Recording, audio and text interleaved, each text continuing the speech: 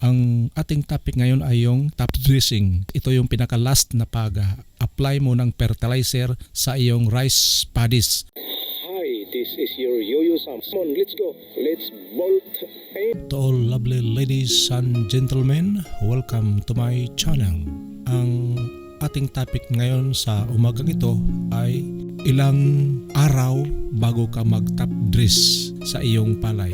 Kadalasan sa pag-top dressing sa fertilizer, ang edad sa iyong palay 40 to 45 days pwede ka nang mag-top dress, kasi kung doon na sa mga 46 pwede pa rin pero mas mainam talaga 40 to 45 days. Yun ang pinaka-mainam o pinaka-the best, kasi yung top dress na yan ay preparasyon yan para sa iyong palay, kasi nagbubuntis na yung palay, ika nga nag-pregnant na ang iyong palay, kaya kailangan niya ng usapat na fertilizer pangpataba. Ang ginagamit sa pag-top dress sa isang palay ay urea, yung nitrogen. At ano ang dapat mong kailangan bago ka mag-top dressing sa iyong palay? Unang-una, maglinis ka muna sa iyong rice borders o mini dike, buong paligid sa iyong rice farm, upang yung mga leaf folder na naninirahan dyan sa mga mini dike, wala silang huwang na tumira dyan dahil malinis na. Kaya yun ang una mong gawin,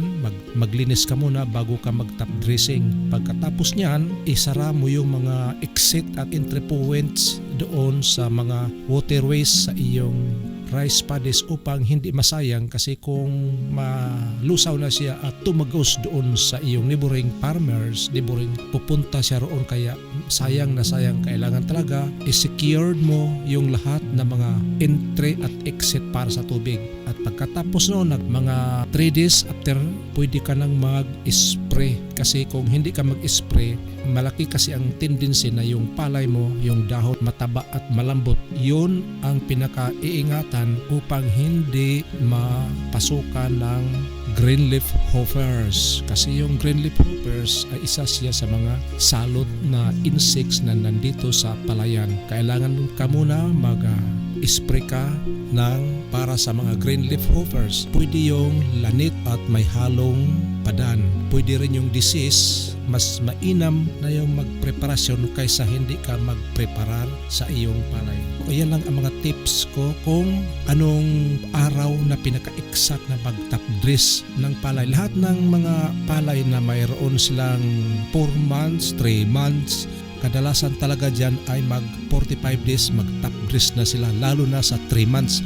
Doon sa 4 months, 45 to 50, pwede ka na mag-top dressing. Yan ang pinakahuling paghagis mo ng fertilizer. Next na yan ay mag-spray ka na lang para sa mga green leaf hoppers. Hanggang dito lang at maraming salamat sa panunood sa aking content na ito.